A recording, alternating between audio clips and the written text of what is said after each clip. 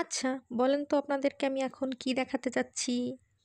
আরে দাঁড়ান, উল্টাপাল্টা ভাববেন না। আমি বেগুন দেখাচ্ছি না। আজকে আমি দেখাবো বেগুনের আত্মকাহিনী। তাহলে চলেন দেখা শুরু করি। বেগুনের মুখ পোড়ানোর জন্য এত বন্দোবস্ত, মানুষের মুখ করলেও এত কিছু হয় না। বেগুনের মুখের পাশটা কাঁচা চিতায় বেগুন যখন চিতায়। হ্যাঁ, তোমার সমস্যাটা কি? মাথায় সমস্যা আছে? মানে এমন ভাব করলো বউরে চিতায় কিনে দিছি, এবার আমি ফাটি। নতুন বউ তাই না? নতুন বউ খোঁজার জন্য ব্যস্ত। এই যে একটা গান বেরোয়েছে না, 7 দিন দূরে সবাই, ওই ক্যামেরা একদম মুখের মধ্যে ঢুকাই দিচ্ছে। ওই যে একটা নতুন গান হয়েছে না, বউ মরে গেলে 3 দিন কান্না, আসলে একদম বাস্তব গান। বন্ধ রান্না, সেই হচ্ছে কাহিনী। মনে আছে ভিডিও ক্যামেরা অফ করে দিয়ে দৌড় মারতেছে। কবে কি আমি করতে চাইনি, এলাকার মানুষরা জোর করে আমার বিয়ে দিচ্ছে।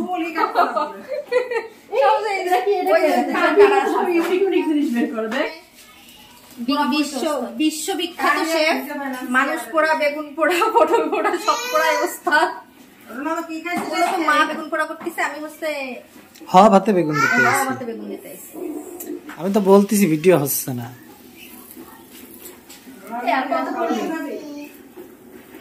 যত সুন্দর পড়বে তত সুন্দর পোড়া গন্ধ।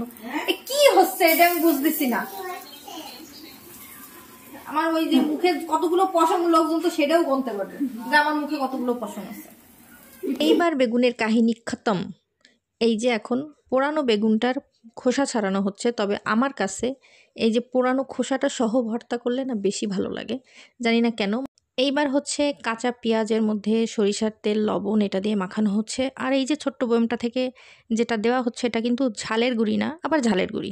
মানে সাধারণত আমরা তরকারি রান্না করার সময় যে ঝালের গুঁড়িটা ব্যবহার করি এটা সেইটা না, এটা হচ্ছে চিলি ফ্লেক্সের মতো, কিন্তু ঝালটাকে একদম ব্লিন্ডারে একদম মিহি করে বাটা। চিলি ফ্লেক্স তো দানা দানা হয়, এটা কিন্তু দানা দানা না, একদম মিহি। বেগুন ভর্তা করার আগে পোকা আছে কিনা সেটাও কিন্তু ভালোভাবে দেখে নেওয়া উচিত, তো সেটাও ভালোভাবে আমরা বেছে নিয়েছি। এবার ভর্তা করা হয়ে গেল, আর মায়ের হাতের বেগুন ভর্তা খুবই মজা, সেই স্বাদ। এখন বাই, টাটা।